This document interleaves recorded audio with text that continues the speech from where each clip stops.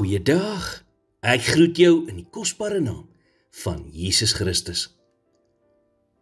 Onthou jy nog in Lukas 17, toe Jesus 'n sekere dorpie wou binnegaan, het 10 melaatse mans op 'n afstand bly staan en na Jesus geroep. Vers 13 sê, hulle het geroep, Jesus, Meester, wees ons barmhartig.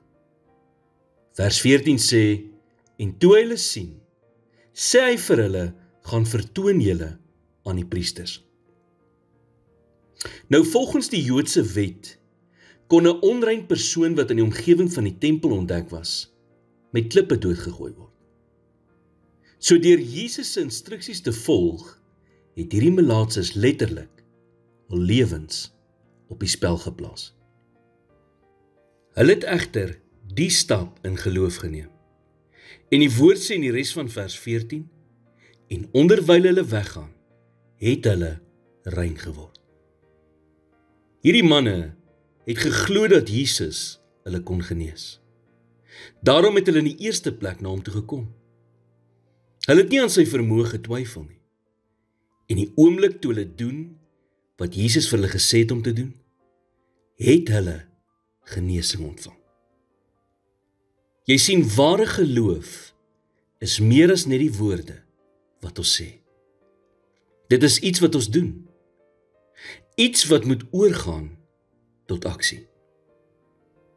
Jakobus sê in Jakobus 2 vers 17, net so is ook die geloof, as dit geen werk het nie, in sigself dood. Die oomblik wanneer jou geloof oorgaan tot aksie, is die oomblik wat God namens jou begin beweeg. Nou ek weet nie wat die stap van geloof is wat jy vandag moet neem nie. Maar ek weet daar is een. Want God vat ons altyd dieper in geloof en daarom is daar altyd 'n volgende stap.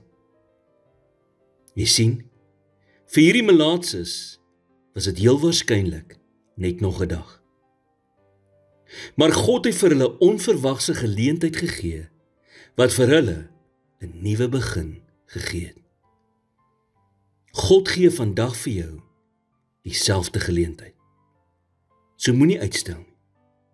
Neem vandag nog daai stap van geloof wat jy weet jy moet neem, voordat die geleentheid by jou verbygaan.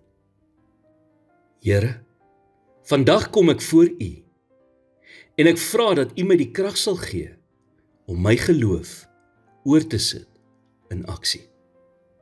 Help my dat my woorde sal ooreenstem met my dade, terwyl ek U liefde aktief in hierdie wêreld uitleef. In Jesus naam bid ek dit.